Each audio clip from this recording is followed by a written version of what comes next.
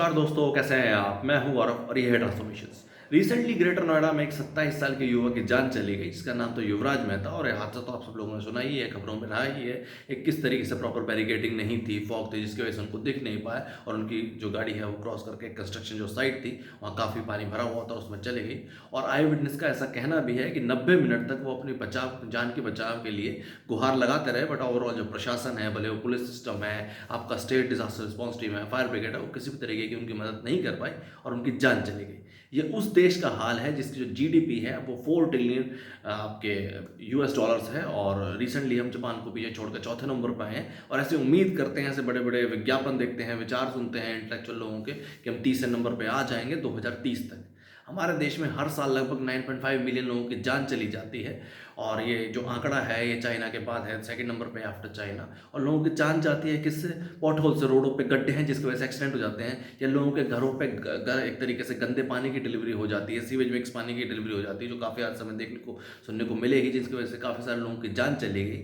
आपके अब ज़्यादा बारिश हो जाए उसकी वजह से लोगों की जान चली जाती है। स्टैम्पीड में, भगदड़ के सिचुएशन कंडीशन में तो हमने देखी है कि पिछले साल कितने सारे हादसे हुए, भले वो कुंभ का हादसा हो या दिल्ली रेलवे स्टेशन का हादसा हो, आपका हाथरस का हादसा हो या बेंगलोर का हादसा हो, कितने सारे लोगों की जान चलेगी।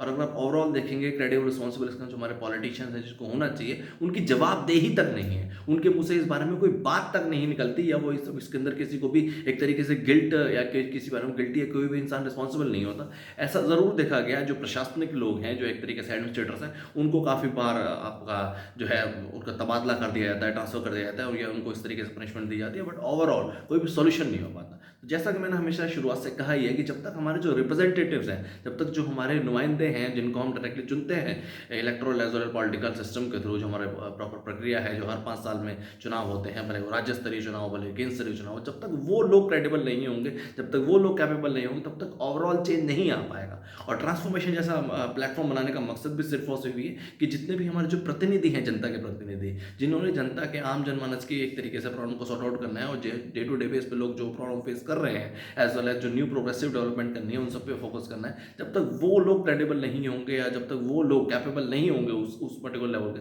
तब तक ओवरऑल सोल्यूशन नहीं हो पाएगा। और ये तभी हो पाएगा जब तक समाज का पढ़ा लिखा वर्ग, जब वो समाज के इंजीनियर्स, डॉक्टर, साइंटिस्ट, जिनके डिफरेंट डिफरेंट एरिया में रिसर्च है, उनकी प्रॉपर पढ़ाई है, वो चीज़ों को समझते हैं और बेहतर से बेहतर कर सकते हैं, जो देश के सामने आने वाली नई नई चुनौतियां उनको सोल्यूशन कर सकते हैं, वो इस सिस्टम में आएंगे। और ट्रांसफॉर्मेशन जैसा प्लेटफॉर्म बनाने का सिर्फ और सिर्फ मकसद भी यही है, जो कि free of cost equal opportunity platform है, जिससे कि युवाओं को एक फ्री ऑफ कॉस्ट अपॉर्चुनिटी मिलती है, ताकि अपने विचारधारा से, विजन से, परस्पेक्टिव से Indian political as electro system का हिस्सा बन सके। जय हिंद, जय भारत।